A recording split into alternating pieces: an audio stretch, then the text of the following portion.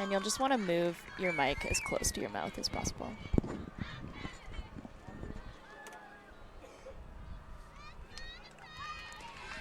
Good afternoon and welcome back to Waterloo. This is the World Junior Ultimate Championships of 2018. We're here on the showcase field, brought to you by Cut Camps. I'm Naomi Redmond, back on the mic, and joining me this afternoon is one of our Team Canada coaches, Catherine Boren, not used to calling her by her full name. Kat, welcome to the booth. So we're so happy to have you here this afternoon. Great to be here. So today we've got a matchup in between the Italian women and the Japanese women. Really exciting. They're in Pool B, sort of the middle of the pool, topped by Team USA. In the women's division, it's going to be tough to get through some of those top seeds. So this is going to be such an important game for both of those teams. We're really excited to see what they've got. That's Italy starting off on D with the pull. Japan in the middle. Italy setting a person defense. Nice break shot out to the middle, all the way across. That's number 10, Sakawa.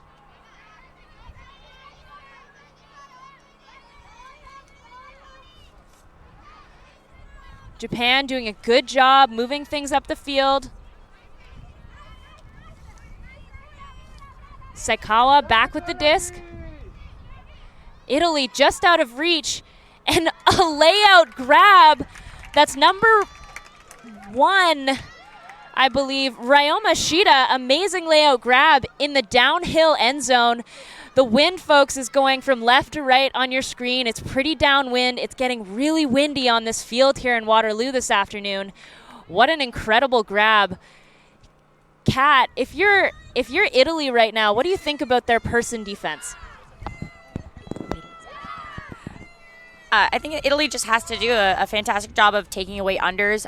The Japanese teams are really noteworthy at making some great reset cuts, being able to support their handlers. And so if I'm Italy, just really making sure that we're tight on those reset bails. Absolutely. I think Japan was doing a really great job of moving the disc laterally, taking lots of chances to do that instead of shooting things upfield when they weren't open, and moving a little bit slower and then picking up the pace when they got close to the end zone with that fantastic grab by Shida.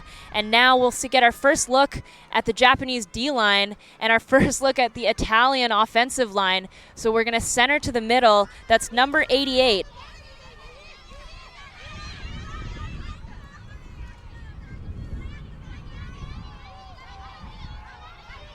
Japan playing a little bit of a zone junk look here. Tonelli holding the disc for a long time, able to put one through the zone.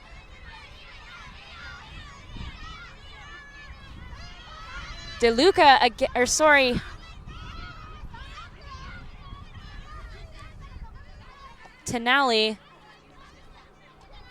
This Japanese zone really pushing the Italian women back.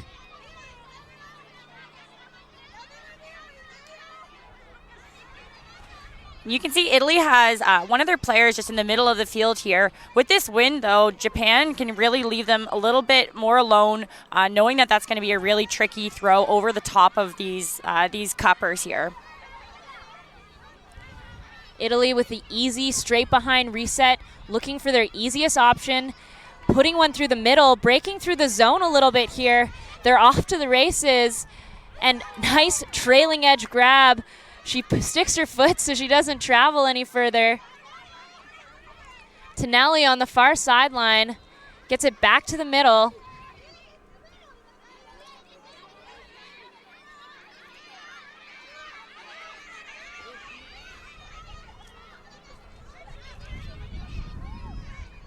Nice around throw all the way across. Great patience from these Italian women right now. Japan holding their zone fairly deep into the field. Italy's almost at the brick mark. Nice find. It's Marconi with the disc, dishes it off. And a looping flick. Is she gonna get there? No, unfortunately. That's a great layout bid by number 50 on Italy. But now this offensive line is going to have to turn around and play D. So Japan setting up in what we've come to get used to, a very typical Japanese offensive set. It's a vertical stack, very tight, 6 people in the stack, 1 handler out. Things looking very clogged.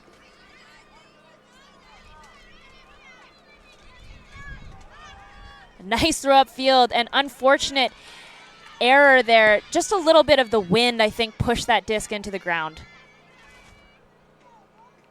Yeah, and I think that's a little bit uncharacteristic for us to see from the Japanese team. Traditionally, all of their players tend to have very good small ball wind throws, and so I think that's maybe just a little bit of nerves, a little bit of rushing on their part. Italy shoots through the middle.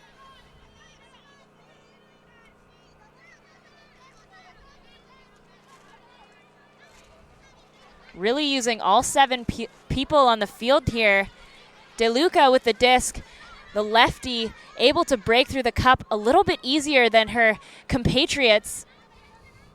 All the way across, that's going to float, but there's lots of time.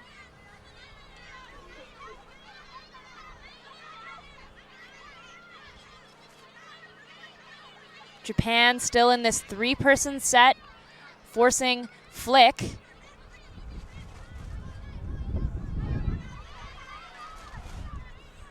And that floats, but De Luca able to run onto it. Inside shot to the middle. Out to Marconi.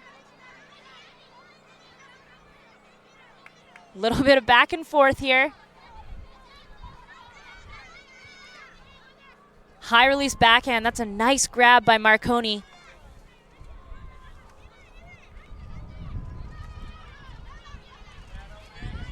De Luca, really the general in the backfield here. Every other pass.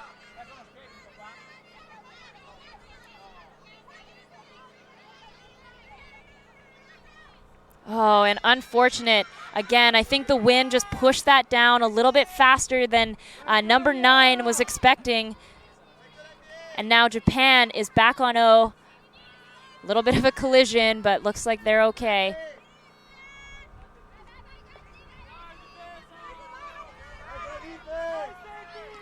Takashima with the disc, looks upfield, and a big shot out to the end zone, but very tall player in the area.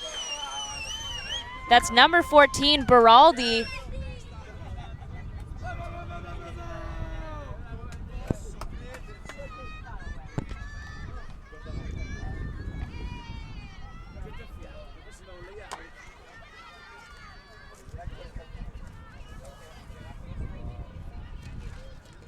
Italy back on O. Japan really forcing Italy to make a lot of throws here. They're quite comfortable to hold this zone all the way down the field, as we've seen for the last few minutes here, right into the end zone. But right now they just have Italy on the back goal line, forcing them to make passes in this wind. While it is going left to right on your screen, it is also a little bit of a crosswind, so really pushing them to that flick side, hoping that they can stay on that high side, get the disc off the sideline that's closest to us here in the booth. We'll see what Italy does with the disc.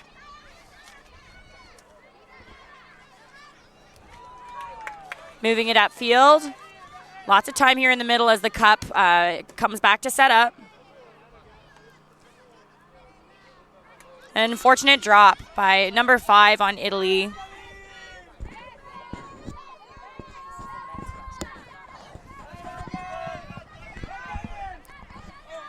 Japan swings to the middle.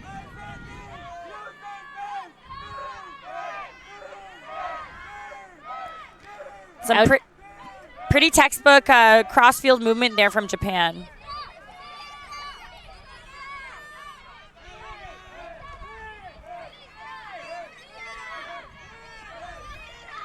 Takashima looking for a cutter here.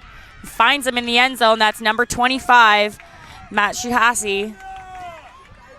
And to anyone watching right now, I just wanted to make a quick apology. I do believe that we unfortunately have the Italian men's roster in front of us.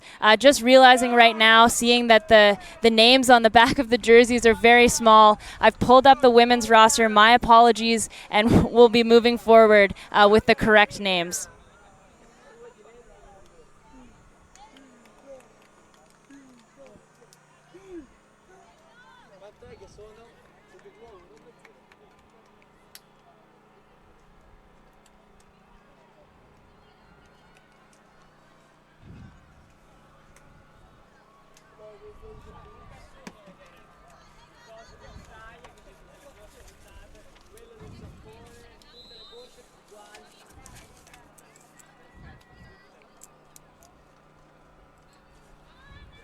Japan to pull.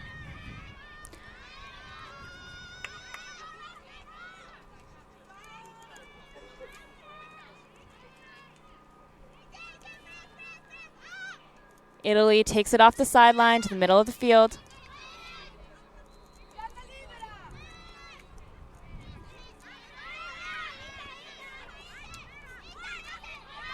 Italy doing a good job of moving things back and forth, but Japan doing an even better job really forcing their players under and containing a lot of the movement on the field.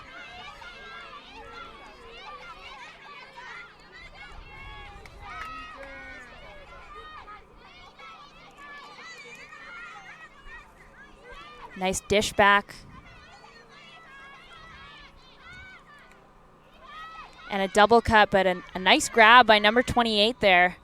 And a quick travel call from Japan. She's just going to move back. Play comes back in.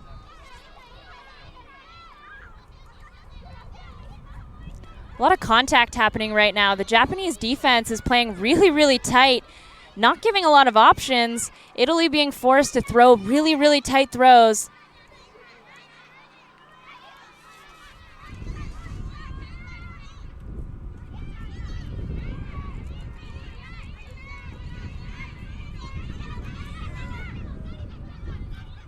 And a big shot into the end zone, just out of the hands of two Italian players. Unfortunate, they're going to have to turn around and play D here.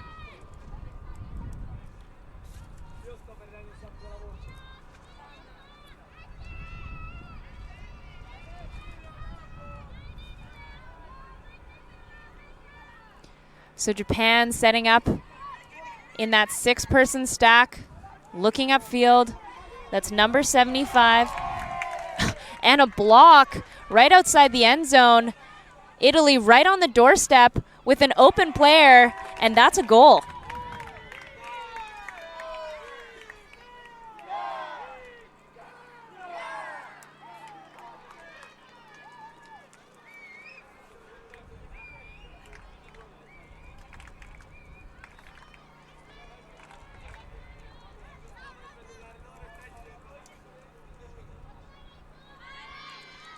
Take this moment to give a quick shout out to our two game advisors on the field. That's Oliver Brown and Yakov Islands. They're doing a great job here helping move along the speed of the play.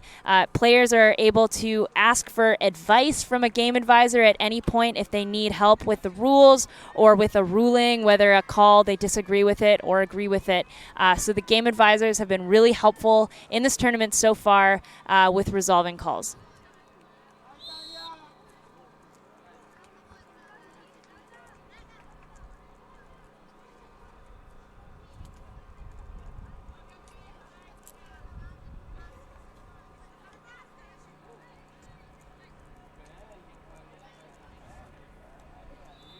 Italy with the pull.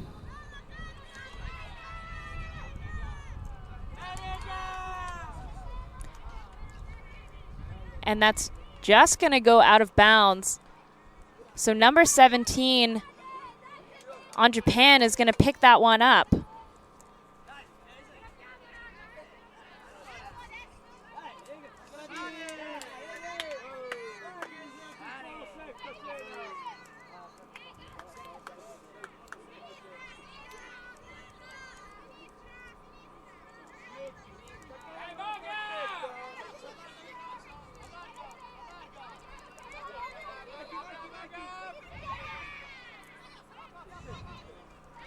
Oh, and a nice layout attempt, but now Italy will pick up. That's Martina Medini with the disc.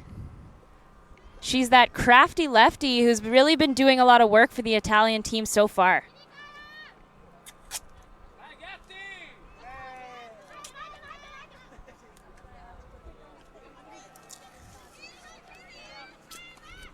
And that's a pick call.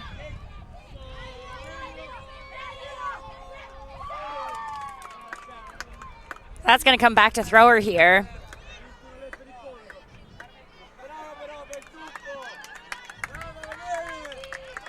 Italian men's team here on the sideline applauding the Italian player who hustled down for that huck and made the catch in the end zone. Although that did happen, and celebrating over here, it is going to come back to number 32 back in the middle of the field.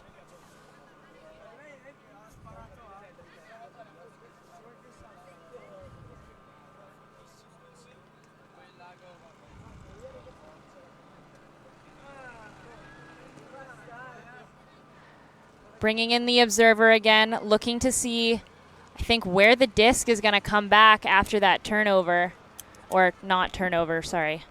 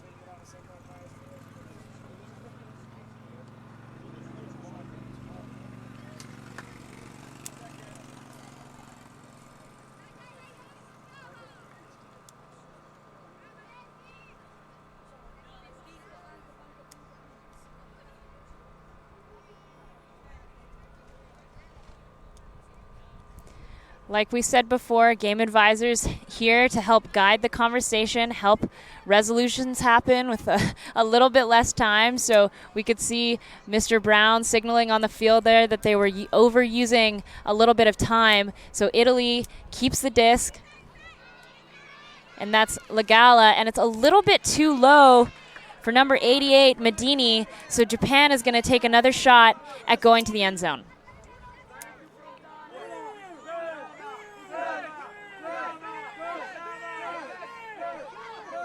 Nice shot to the middle.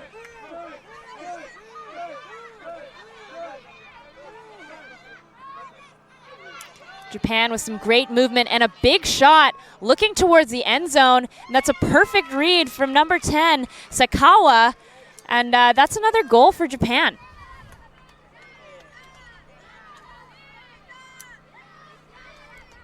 Japan looking like they have a little bit more energy than Italy here, a little bit more fired up. I took a chance to watch a little bit of Italy's game earlier today against Mexico, a really tight game with a lot of turnovers. I mean, at the end of the day, the score ended up being 15-7 for Italy, but when I was watching, there were some really long points, and it looked like these women had to work really hard earlier today. And fatigue definitely is a factor at Worlds with only having 1 or 2 games a day. They are still long days and quite draining when you're at the field. So having an earlier game that ran to time and had some long points could definitely be an impact that we're seeing from this Italian team here on the field right now.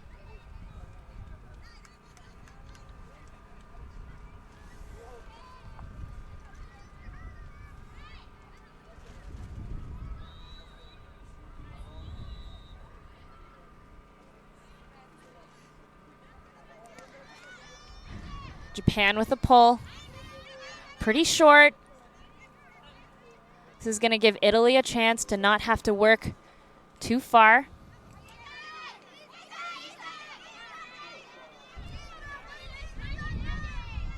Dish to the middle.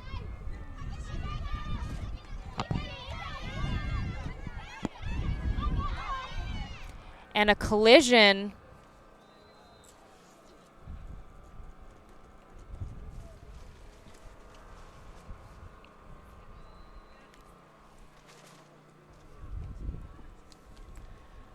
Another bit of a conversation here happening between these two teams. And definitely with international play, when a translator is involved, these discussions do take a little bit more time. So still trying to keep to those time limits, making sure that issues are being resolved quickly. And you see the handshake here, it's going to be retracted, and the play will move on quite quickly this time.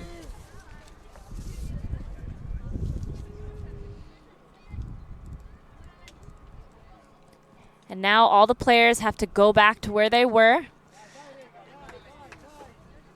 making sure they're all set up in the right spot. Everyone's happy. Japan is going to pick up. It's a backhand force from Italy this time. Nice around, looping throw, out all the way to the other sideline. Takes advantage of a blown mark, back to the middle.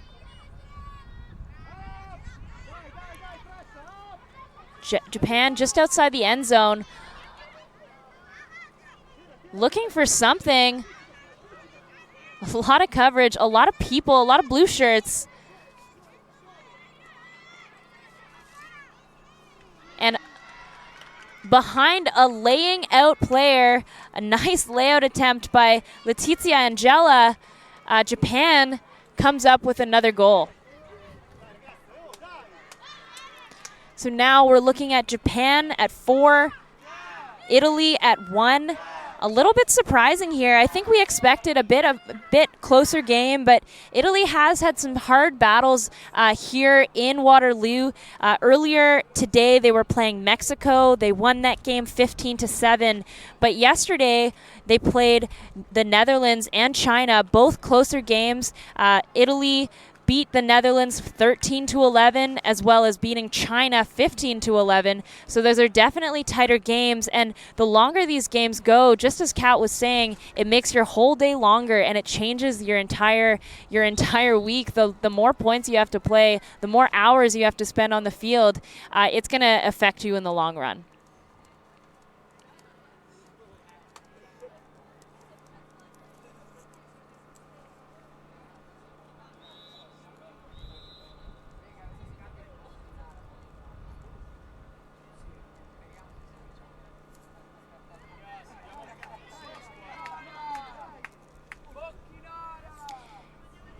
Italy on offense.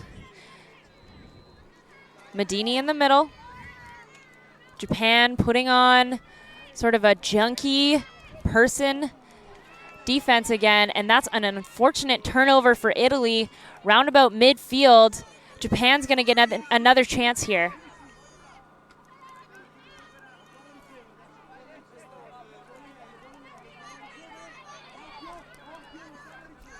Nice fake from Japan. Looking downfield. Not a lot of options. And Italy, that's Medini calling a stall down here. I think they're going to have a quick discussion.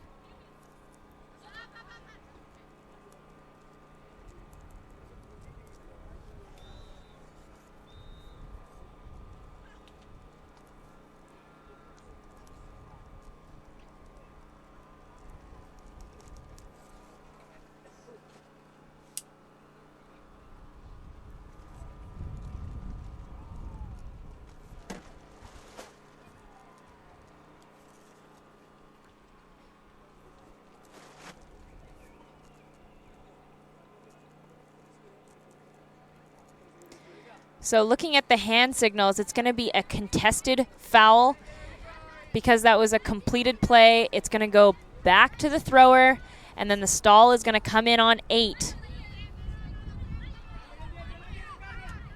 Quickly gets rid of it. Japan's back into that organized vertical stack. And a nice run through D, but Japan is calling a foul. saying that there was contact that affected that play.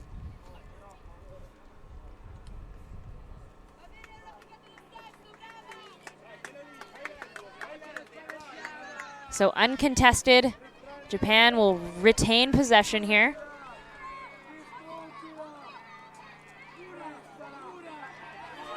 Italy, and she gets it again. That's the same player, number 5, Fustini.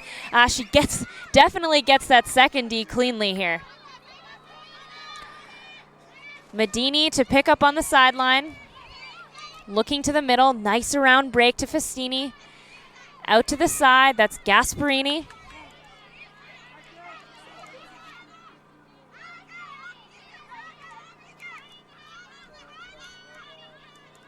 Not a lot of options upfield.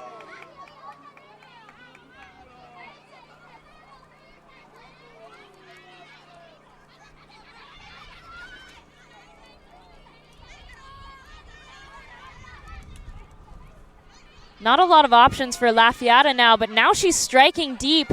Unfortunately, that throw for Medini a little bit too low. Doesn't hang long enough for Medini to run onto it.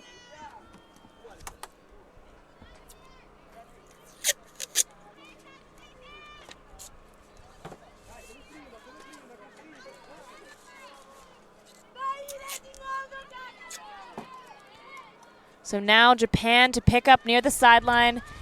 That's number 34, Sayo Watanabe. Staying on the line, looking deep, but a nice holster. Organizing, there's a lot of sort of picks in the area, but Japan's gonna come down with it.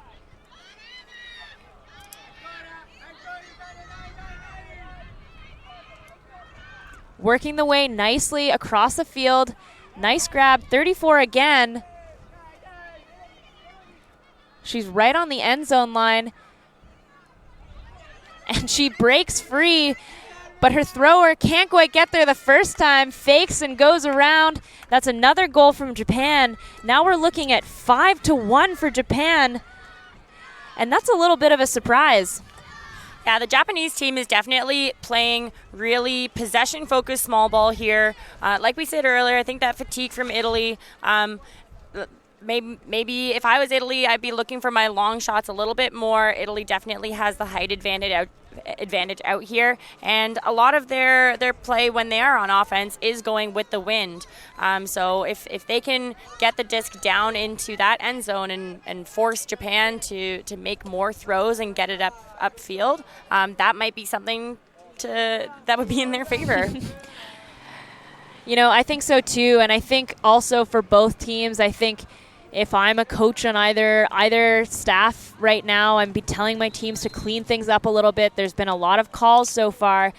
They've been resolved relatively amicably, but maybe with taking a little bit too much time. I think time is not on the side for Italy, that's for sure, and so they need to use as much time as they can to make sure they can put some points into the end zone. Italy only having 6 on the line right now. I think a bit of confusion about who's on the field. So number 50 is going to be joining them. That's Gatti.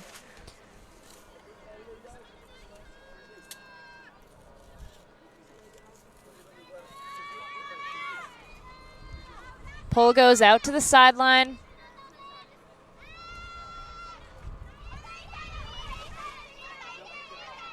And Japan choosing to play person right now. That's a little bit of a shake-up for them. They usually come down in a junk set or a zone look, and maybe it just has to do with the wind direction. Italy's going to call a foul on this play.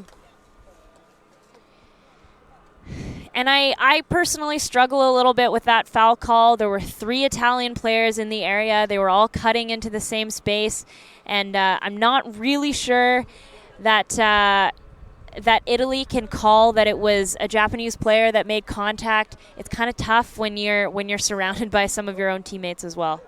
Yeah, definitely. And anytime you're making a play on the disc, really important to recognize who else is around you before jumping the gun. But we'll see what the outcome is here. And the game advisor stepped in to provide a little bit of a objective perspective here. So let's see what happens.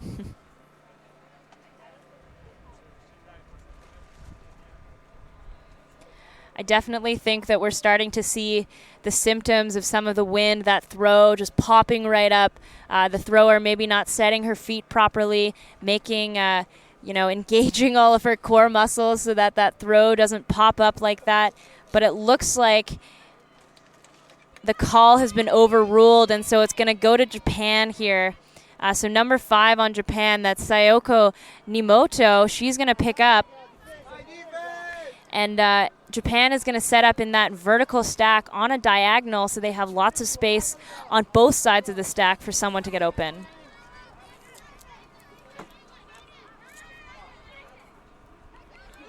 Oh, and a nice catch interception from Italy. Italy has another chance to score here. But an unfortunate drop. Maybe looking upfield before she had a chance to watch the disc go all the way into her hands.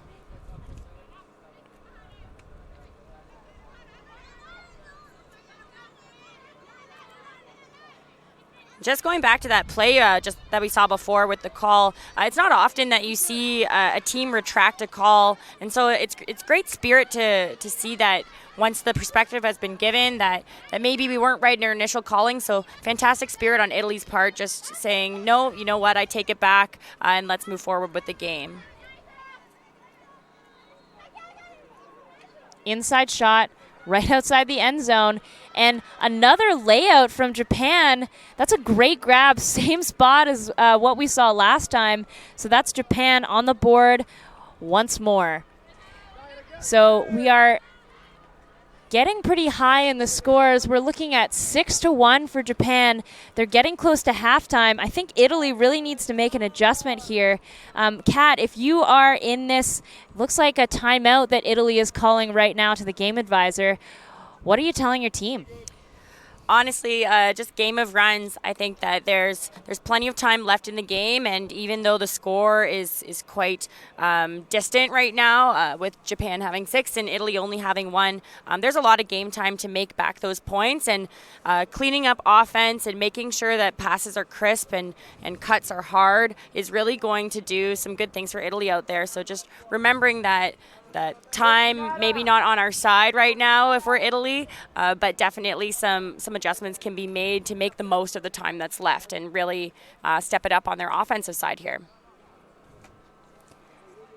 Absolutely. When I was back playing college ultimate at the University of Victoria, my coach used to tell me, ultimate is just about the team that can catch and throw better than the other team can catch and throw. So I think that's something that Italy has to think about right now, because they're making some mistakes on their throwing. It's just execution or not watching the disc all the way into their hands. And Japan has been clinical on that. They've been so good at making every single grab, the layouts as well. So Italy needs to take a page out of their book and try and be a little bit more efficient. And hopefully they can generate a little bit more yardage with their cutters as well, because it's been a lot of work from the handlers, and I'm sure they're getting pretty tired. Oh, for sure. And one thing to keep in mind is that the score might be far away, but that's not indicative necessarily of what's going on the field. Italy is getting some shots down into their end zone, and it's, like you said, Naomi, it's just about executing those small things, those catches, seeing the frisbee into your hands, and making those end zone turnovers into scores for Italy, and that'll bring that game a bit closer.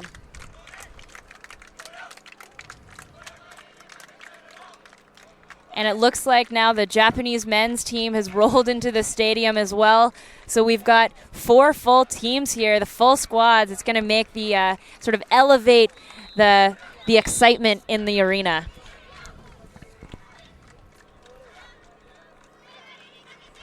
Italy almost having too many bodies on the field there. Almost went out with 8 players. One last person running off at the last minute. That's lucky that they realized that before the poll went up. Maybe just making up for last point when they were short ones. So Fustini in the middle.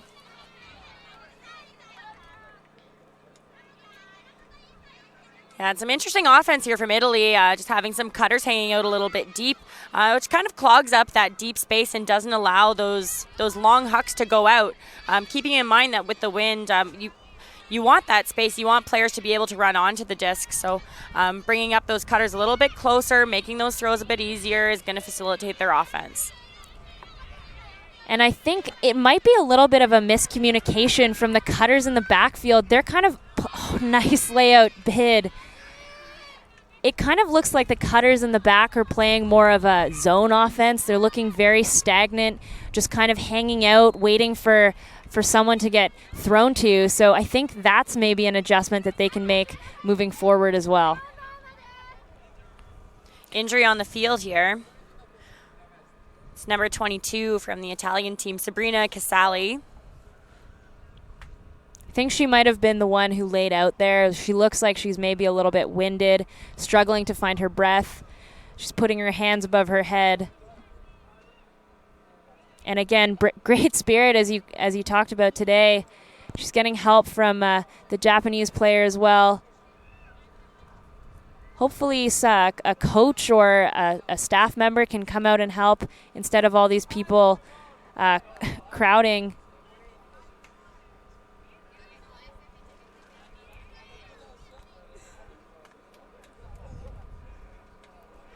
Well, she's going to have to take an injury sub. Rules of the game state that unless the contact is caused by the opposing team, if it's just an injury caused by yourself or by the field of play, that you do need to sub off. And so that being the case, 22 is going to be subbing off for Italy, and a new player is going to come in and take her spot here.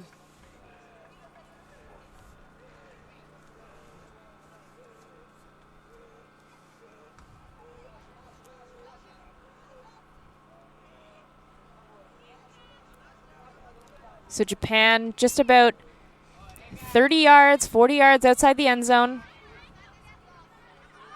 Nice inside shot and an amazing layout grab. That's number 22.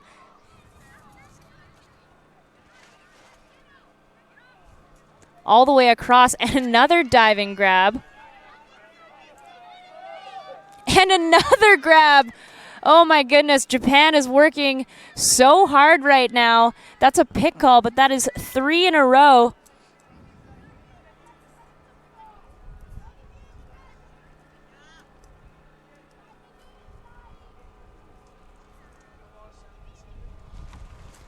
So number 30 with the disc, that's Mizaki just outside the end zone.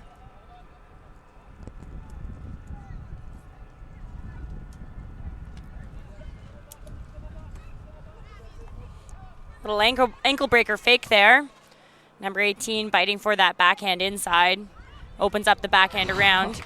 And a nice run through D. That's a great spot for number 50. That's Letizia Gatti. And too bad she can't turn on the jets to get that disc. So Japan is going to get another chance. And that backhand is going to float real high, knocked away by Italy. Things are feeling a little bit frantic on the field right now.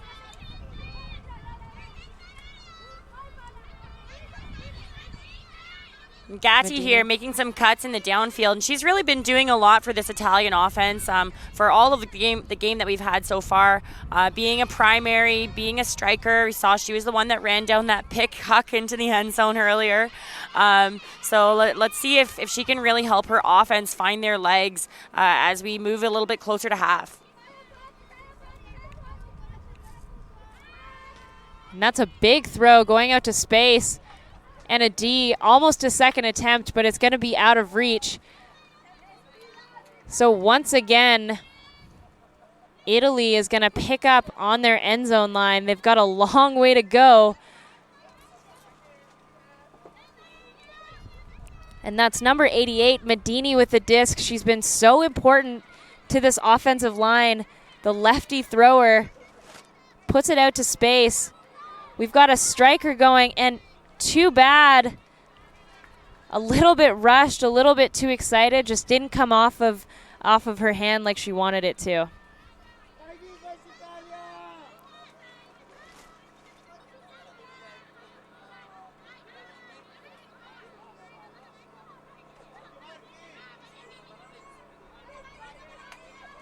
Japan just working it up that flick side, and something we see from their team just consistently is their ability to scoop that bail, that reset cut up the line, and for the thrower to put it right into their hands.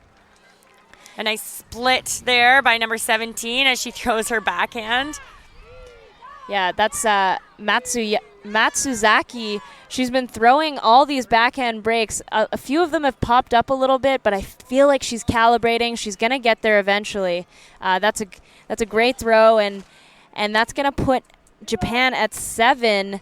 So they are close to half. Italy really needs to get on the board here, at least for morale, moving into the second half of this game.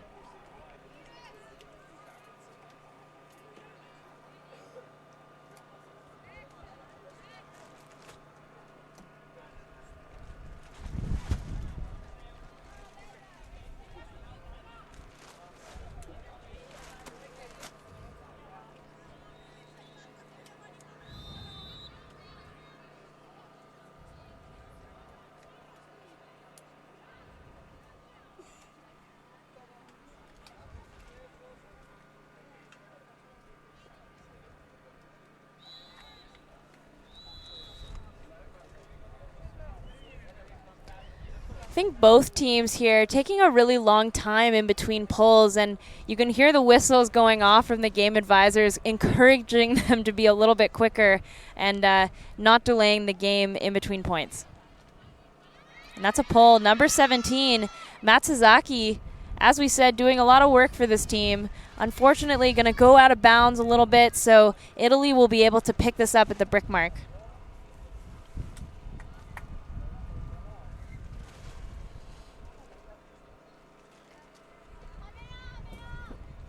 You can look at the Japanese setup here. They're definitely throwing a zone. They know that Italy's been struggling with their passes popping up, and so really hoping to fluster them and keep it back there with their handlers.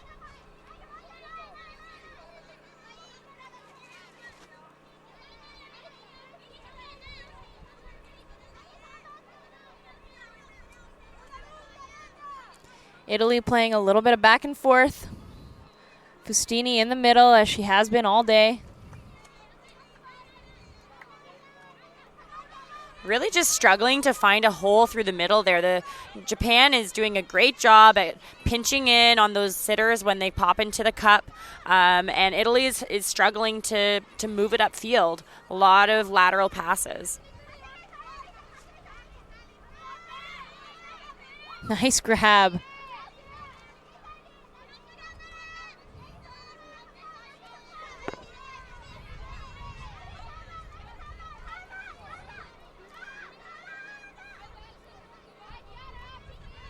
Almost a reverse FSU where you see the downfield Italian players being played almost person here, really taking away those upfield throws and forcing anything through the cup to be quite short.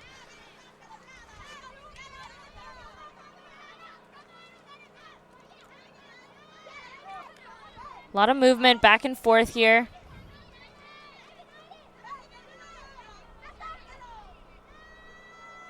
And that's a big throw. Unfortunately, just a little bit too fast for the Italian woman to get underneath it. So once again, we are going to have Japan on 0. They are at 7, so this is their chance to take half.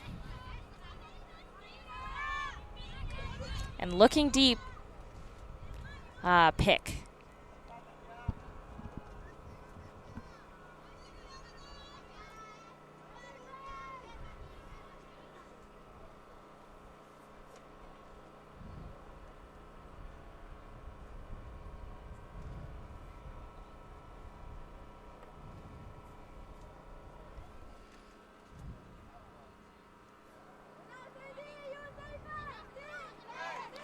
Almost a defensive play there by number 45. That's Boga.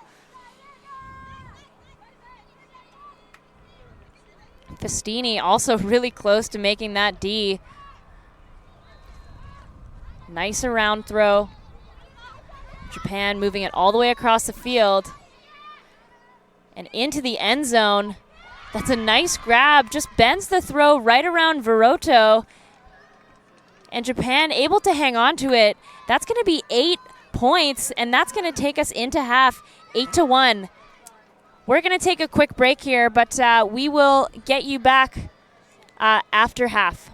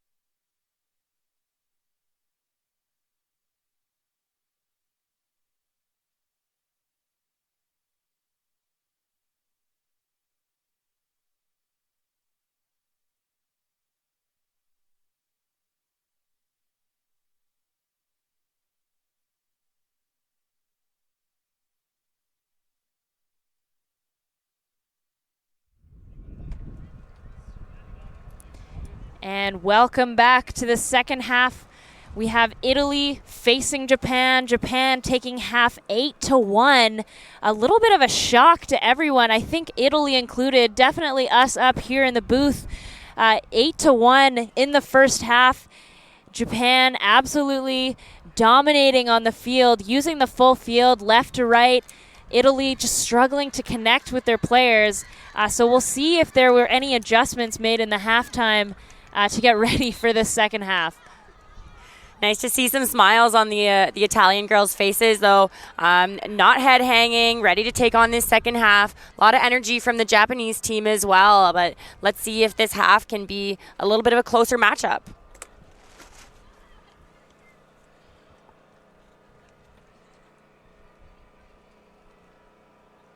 So Japan starting on D here with the pull. That's a nice pull from Japan. It's going to float for so long, giving them a chance to set up what looks like their three-person zone. Sort of a cup. And there's that adjustment that we were thinking about.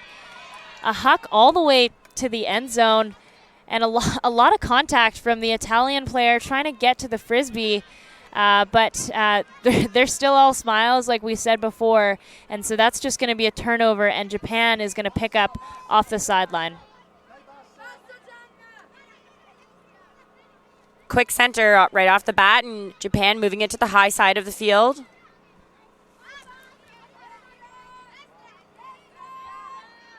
Number 17, that's Matsuzaki. She's really been doing so much good work for the team here. Taking her time, watching the disc all the way into her hands. Almost takes off the head of her own player, but all the way into the end zone to Goto. And a nice reflexes from I think that was number 7 there, Shikawa, who got out of the way, because if she had macked that disc, it wouldn't have been a goal. You can see her looking and joking with some of her teammates that she got a little bit of a haircut there, patting herself on the head and kind of being like, oh, wow, that almost hit me. So nice to see that go through for the score. And we always talk about that with teams here. The teams that have more fun, they tend to do better. Teams that get excited by plays that their teammates have made, it's really beneficial for a team to get excited, be really fired up about everything happening on the field, because it just translates to more exciting plays down the road.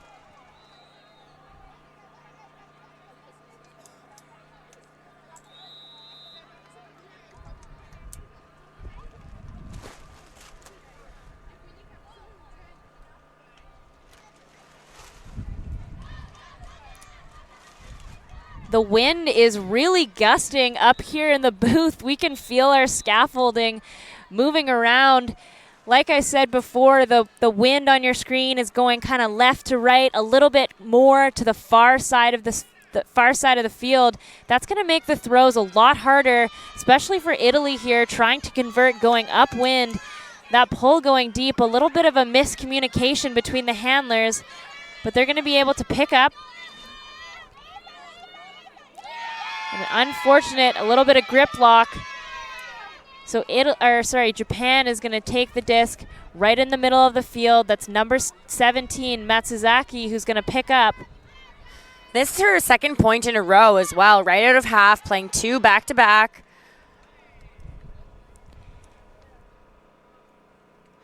Looks like a foul was called in the downfield. The disc is going to go back to the top of the end zone. I think two players there, just their feet got a little bit tangled, and because the Italian woman fell down, she wasn't able to play her defense.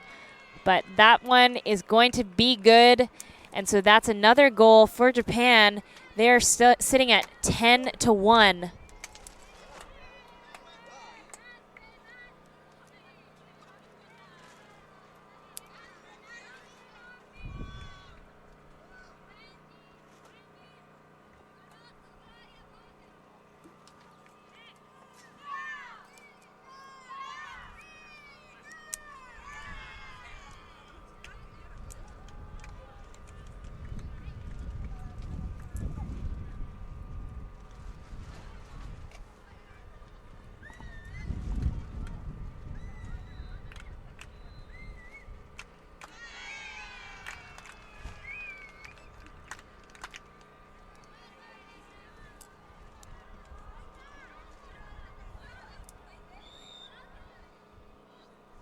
And like we mentioned before, Matsuzaki, one of the main players on the field, she's taking her 3rd point in a row.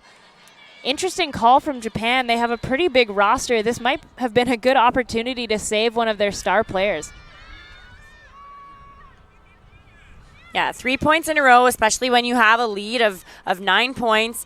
If I'm a Japanese coach, this might be a time that I would want to cycle in some other players, save some legs, and get some other people some more reps. But she is playing on fire, so we might as well put her on.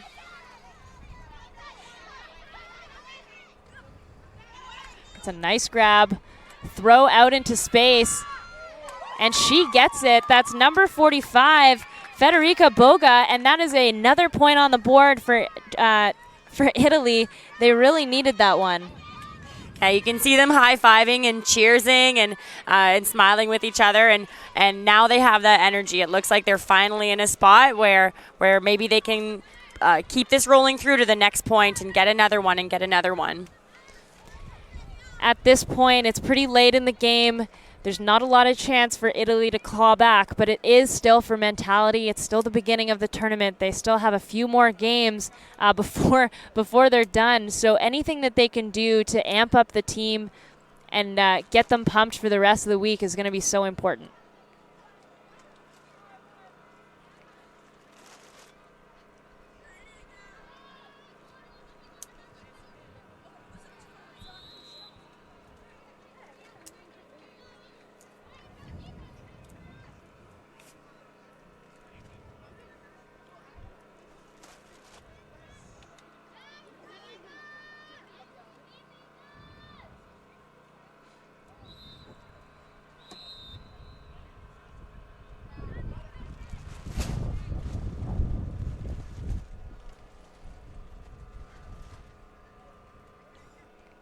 So this is our first look at the Japanese O-line in quite some time now.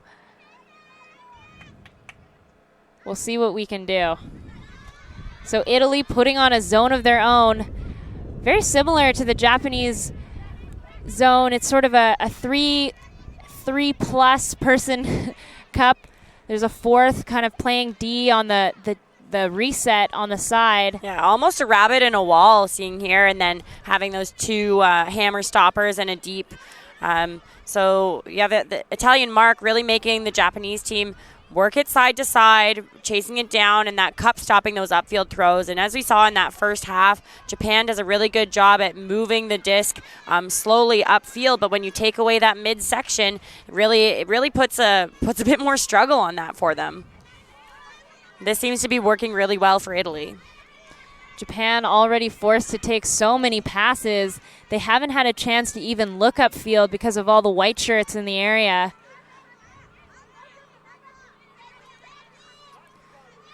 Not willing to take those risky over-the-top throws either. You see number 13 streaking out there with her hand up. The handlers are just saying, no, we don't want to throw that.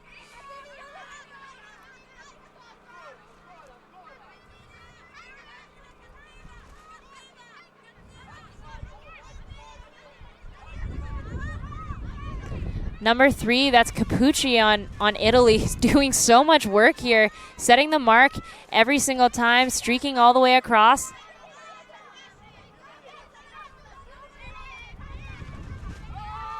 And that's a big throw. It's not going to come back in. And that's exactly what Italy needed. They needed to force the Japanese team to throw something big and over the top into the wind. And as we just saw there, it created a turnover, and they're going to get their shot on offense here. Let's see if they can walk it down to the end zone line.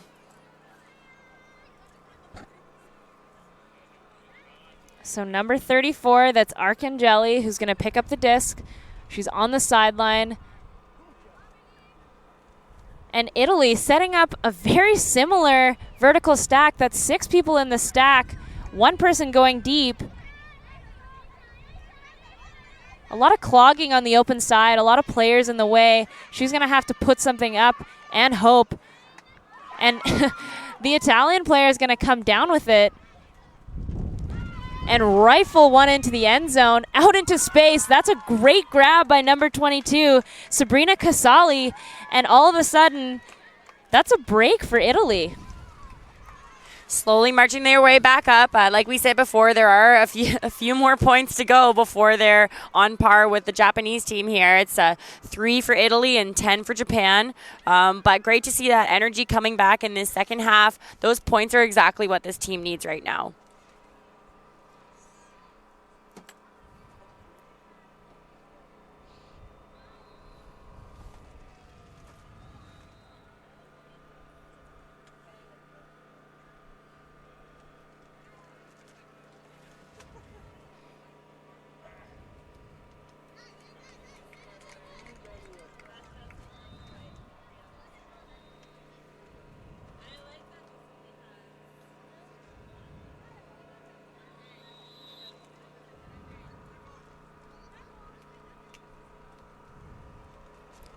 And still just under 40 minutes left of gameplay here. Japan only needing 5 points to take it, but still a lot of time left for Italy to slowly march their way back in and be a threat here for Japan. And frankly, earlier in the last round, I was walking around taking a look at some of the other games going on. In the men's division, I was watching Colombia and Belgium. They were into the 90-minute mark, and it was 9-8 for Colombia. So I think, you never know what's going to happen in the next 40 minutes. And a big pull from number 32 on the Italian team. That's La Galla, really giving them time to run down and create some defensive blocks there, poaches in the lane for Japan.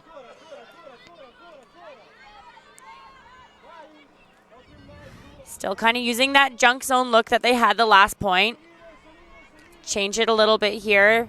They only have three cuppers there as opposed to a rabbit and a wall.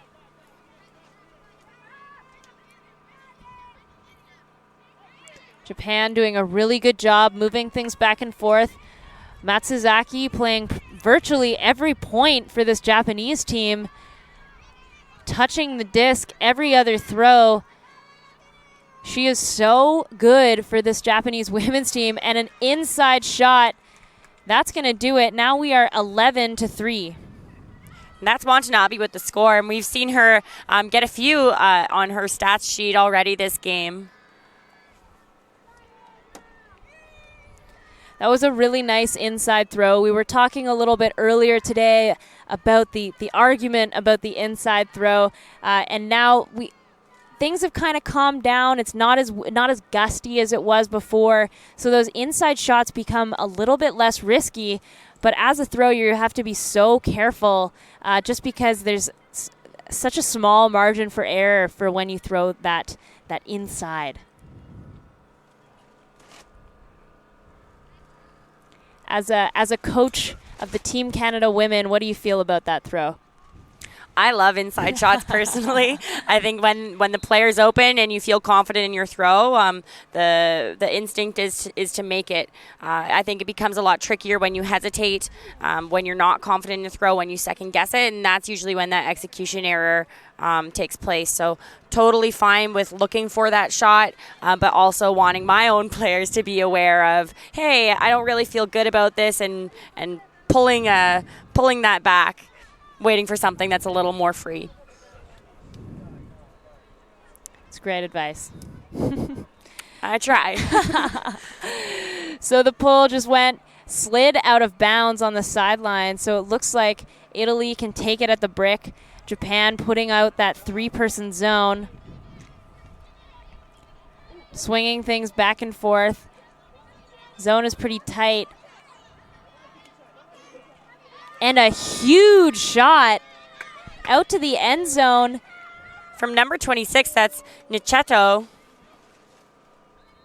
And a lot of contact, but looks like number 22, Sabrina Casali, she came down with one earlier, but she realizes that the contact didn't affect, that she had already sort of maxed that disc out of her hand. So it's going to go back to Japan, and they're going to have to work their way up the full field. And if you look at the jerseys of the players on the field, you can see that the wind is really picking up. It is getting a little bit more swirly and coming at you to more towards the close side of your screen. So that small ball game is probably going to be what we see here from Japan, that around the horn and then shooting into the deep as they get closer to the end zone. And that's a big shot, but a nice D. Number 10 on Japan, that's Uehara, does a great job of getting in position, getting in front of the offensive player, and to be able to make a play on that.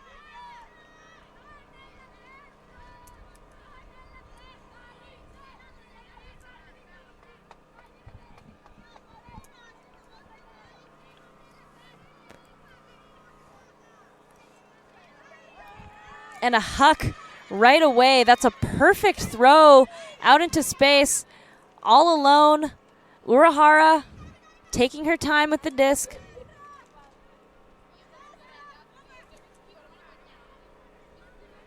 Watanabe now looks to the middle. And unfortunate, a little bit of an overthrow on that outside swing. Yeah, just a little bit out of reach for Murayama. And Japan's going to set their zone here on defense. It's close to Callahan territory down there. And 25 looked like she wanted a piece of that.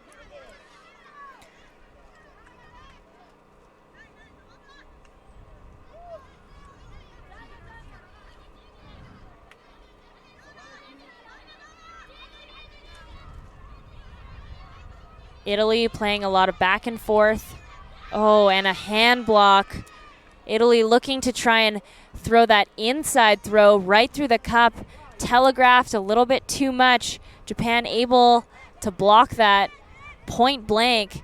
And now Japan just past half. They've got a lot of players in the area. And floating. That's a nice D from number 22 again. Kasali, they're looking deep. There's two Japanese players, and she comes down with it. That's a great grab. We have a free player in the end zone, but she says no. She's looking for a reset. Yeah, and that's fantastic position and just really good awareness of where her body is. There's two Japanese defenders right in her way, so great job by number 22, Kasali, and just taking it high and knowing her space. Into the end zone for the score.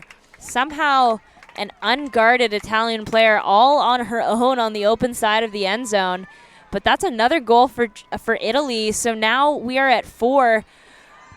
From what went from 10-1, now we're looking at 11-4. That feels a little bit different. Yeah, like I said before, it's a game of runs, and Italy definitely had a slower start, a lot of turns, a lot of unforced errors almost in some throws that were going on the field, but they seem to be finding their groove, or at least their energy, and that's fantastic to see. So hoping for this last part of the game, just over 30 minutes left now, to be a bit closer. And I do think that's what we expected from home. We've heard a lot about this Italian juniors program, particularly the juniors program out in Bologna. We saw the Italian men at U24s in Perth.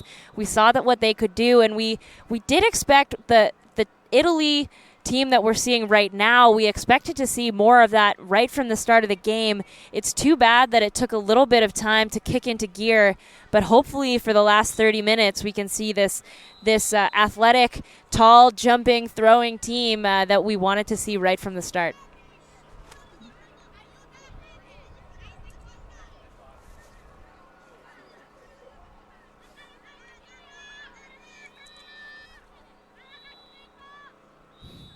It's a nice pull from number 32, Lagala.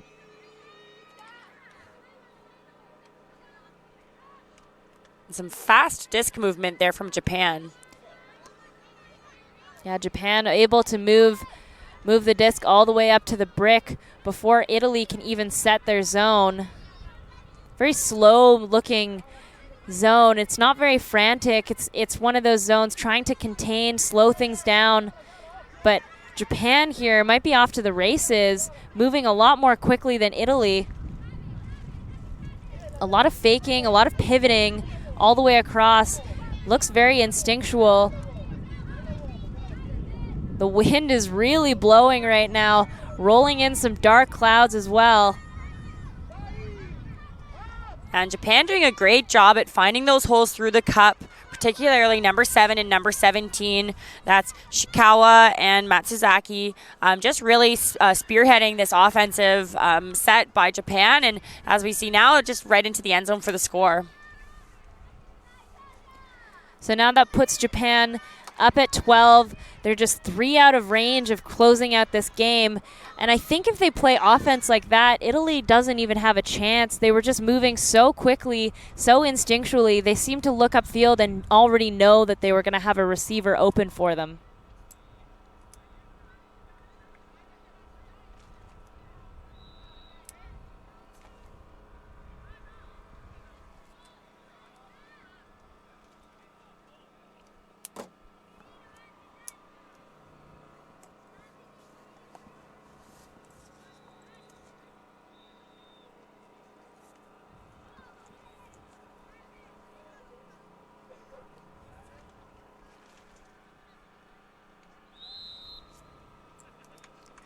Italy really taking their time to walk back to the line there, having some players double up on points, but also just going right to that to the time limit that the offense has to indicate that they're ready.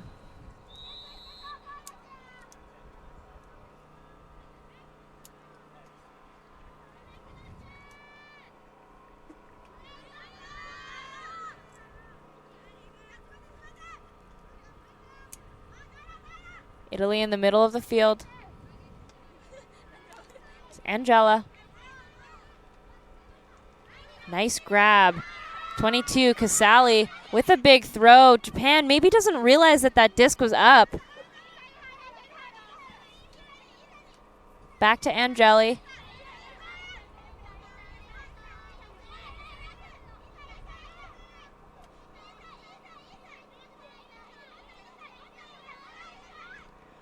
Number 26 just streaking across the field there.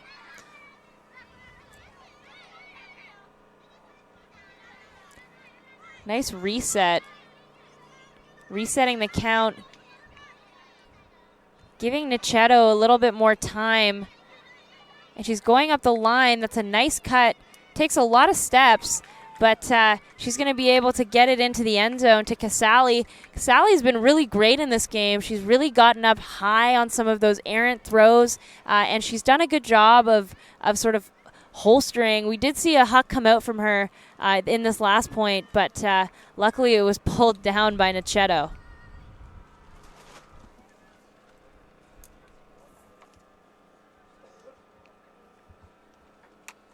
So now we're looking at 12-5.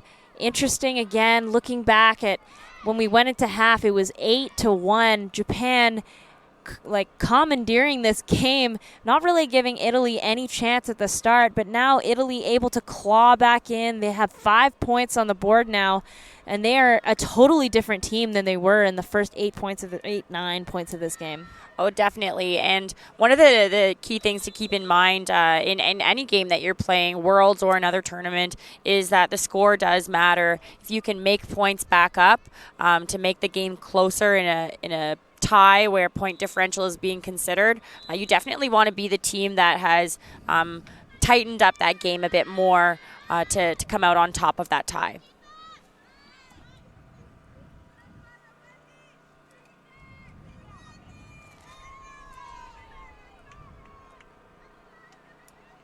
And that is an incredible pull. Matsuzaki is going to have to go back and get it. Looking pretty casual, but Italy is already there, pinning Japan on their end zone line. They have a long way to go. Japan not really looking upfield, and that's a nice block by number 16, Verado, on Italy.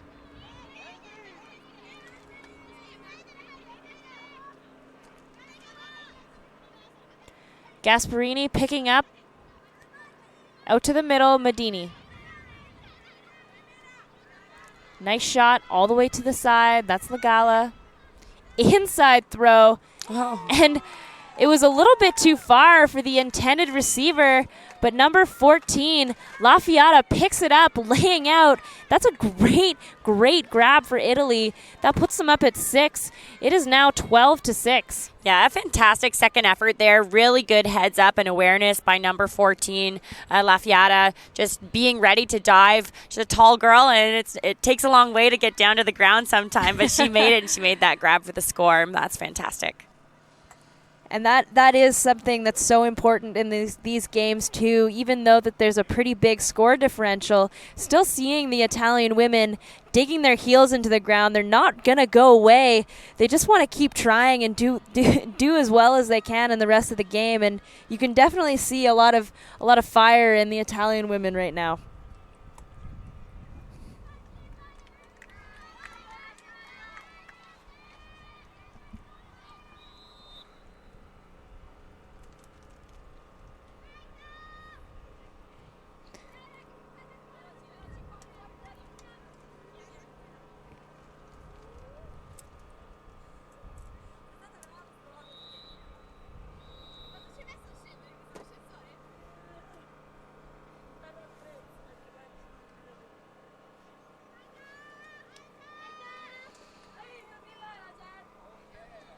So Casali with a pull. That's a nice upwind pull.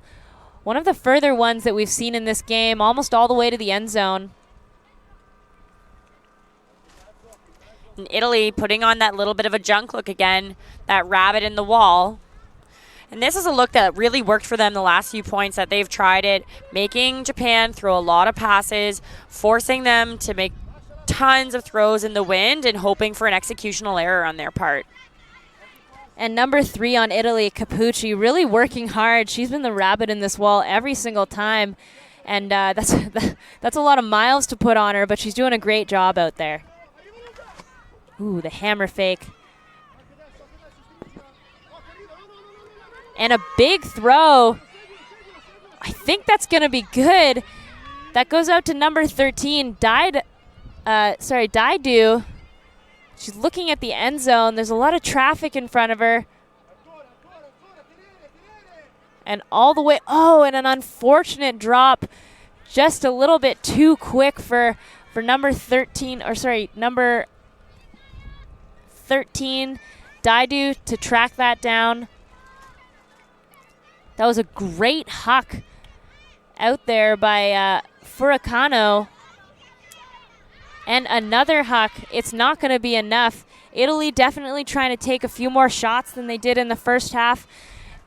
They know that they have to score, and they have to score quickly.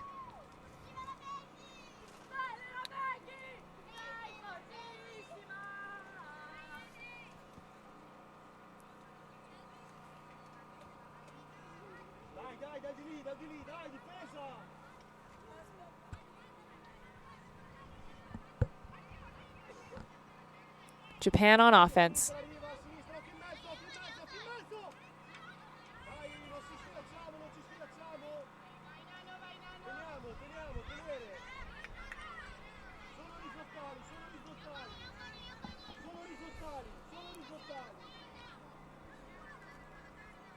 Italy's wall is still doing a great job at taking away those inside, those shots through to the middle. Japan has players who are sitting right behind those wall players, but they're just too close as defenders for the handlers to want to throw it. And another great possession grab from number 75. That's Kurakano. I think that might be her second one of the day. Japan really able to watch their offensive bids all the way, the disc all the way into their hands. That's one thing that they've been doing really well today is they haven't made a lot of receiver errors. They've been really good at holding on to possession.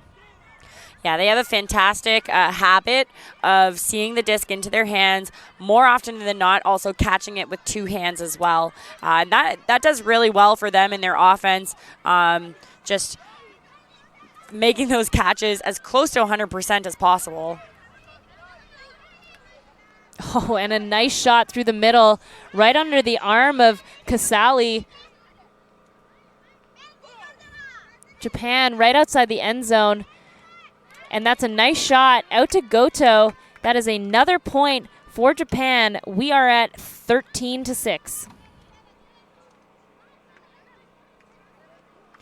Just under 20 minutes left in game time here. So like Naomi said earlier, Italy really only has a short amount of time to make up some points.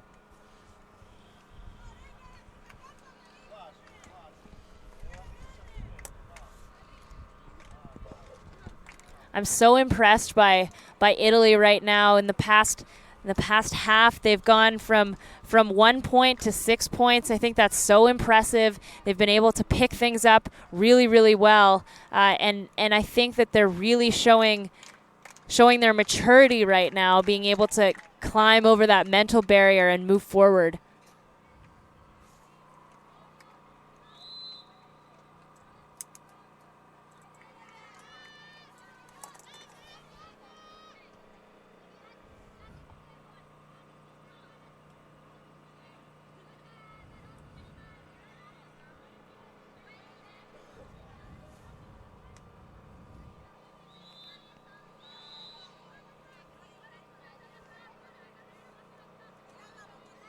Japan with a pull.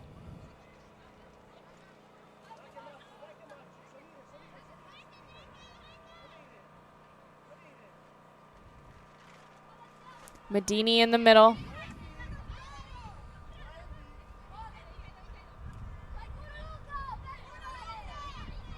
Japan looking person. There's a lot more movement from the cutters in the backfield for Italy. And too bad, a little just out of the hands of number 50 on Gatti. She's been working so hard this game, but I feel like she's been at the receiving end of some really, really difficult throws. And Italy's gone back into that zone look here again on defense. It's worked before, hoping it'll work again and that they'll get the disc close to the end zone they're trying to score in.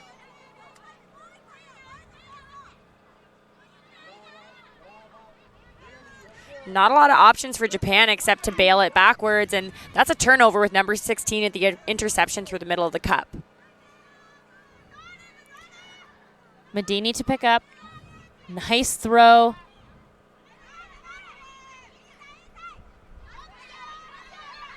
And that's an around throw right into the end zone.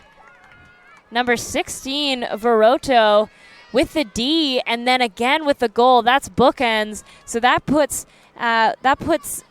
Italy up at 7. So we are at 13-7 now.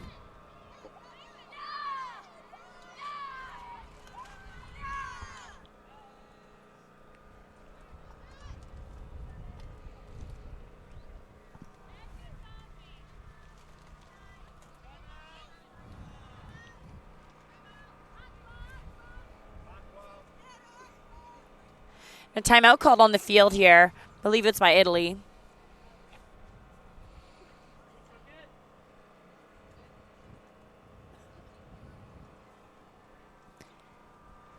So instead, a timeout called by Japan, actually. And this might be a little bit strategic. They know that Italy has been doing a good job of clawing their way back in, but Japan recognizing that there's not that much time left on the clock, so it's an opportunity for them to slow things down, collect their offensive line, and go out there collected a little bit more, and take advantage of any timeouts they can still take. Yeah, and a timeout with as big as an advantage as Japan has right now, not only does it run the clock, but also it can take away from that the team who has just gone on a little bit of a run, hopefully get them out of that that streak a little bit and put the momentum back on Japan.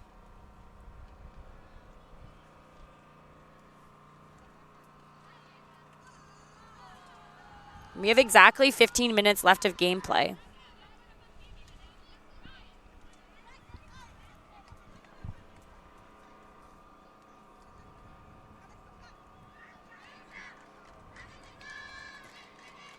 So Japan on O here. They'll be looking at some of their central handlers. Number 75, that's Nakoto Kurakano. Number 17, Matsuzaki.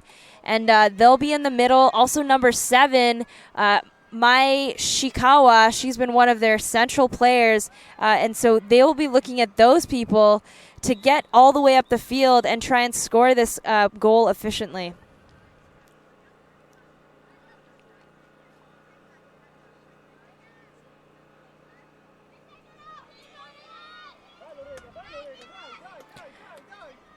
Another nice pull by Casali right on the on the sideline outside the end zone. You see Capucci back on the mark.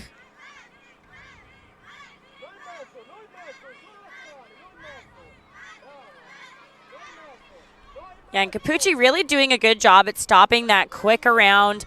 Japan has been dumping it behind and then breaking it around, and Capucci's doing a great job at containing that.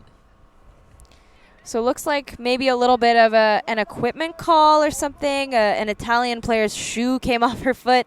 And so Japan is going to send it back one pass, and then Italy is going to stay where they are and then eventually catch up when the disc gets checked in.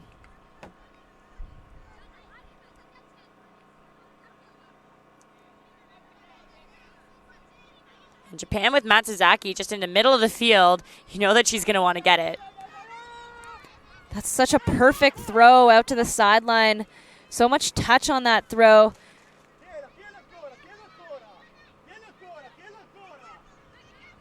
Japan moving the disc so quickly. High release backhand through the middle.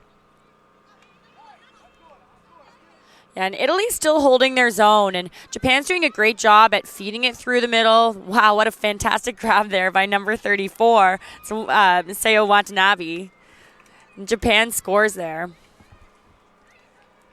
I think Japan really has come out with all these amazing grabs in this game. We've seen so many layouts from them, a couple layouts for goals, some more in the midfield, and then some of those throws that are a little bit behind their players, a little bit higher than their players too. Japan has done such a good job of tracking all of those, watching the disc directly into their hands, and that's been one of the big separating differences between them and Italy. Maybe it's the gloves. It could be the gloves. Could be the gloves. Could be the hats. Could be anything.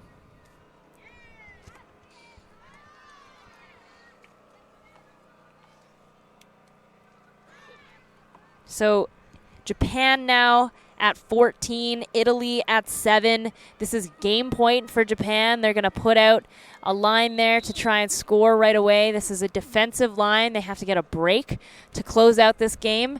And then Italy putting on some of their taller players.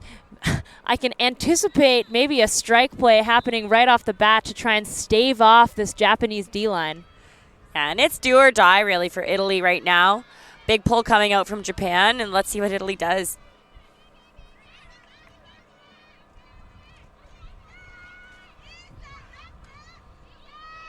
Gatti under. Oh, wind just caught the tail end of that disc, and it's going to be Japan on offense here, looking to close out the game.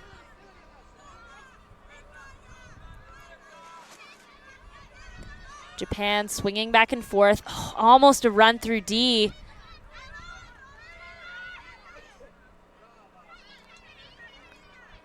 Nimoto doing a lot of work for this line here. Watanabe also on the field. Very long 10 seconds.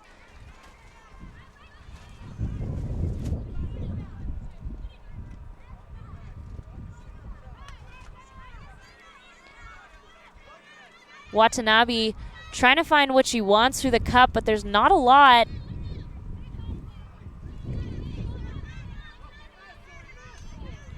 And finding a nice shot through the middle there to 34. Japan now has it on the end zone line. And Italy still holding that zone, leaving a few free players. And just like that, Italy, they're not going to call it. Japan is in, and that is the end of the game. 15 for Japan and 7 for Italy. Any thoughts? Japan played fantastic. I think we said it all game. They executionally did really well with their throws. They played a lot of small ball. They took those long shots when they were there. But most of all, they just saw the disc into their hands. They made a very high percentage of their catches, and I think that was really the difference maker between the Japanese team and the Italian team that we saw today, was just catches and throws.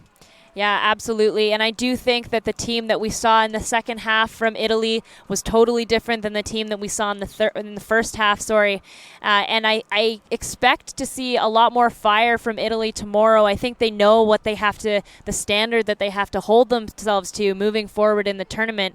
So it'll be interesting to see how they do in the rest of pool play moving forward. We're excited for them. We're also excited for Japan and seeing who Japan faces off against in the rest of pool play. And thank you for everyone who tuned in. Thanks, Kat, for joining me today in the booth. Thanks to some of our sponsors, Cut Camps, for giving us this showcase field, along with VC, Greatest, and Discraft for being the official disc sponsor for this tournament. Thank you again, everyone, for tuning in. We will see you tomorrow again at 9 a.m. Eastern Time. Have a great night. Thank you so much.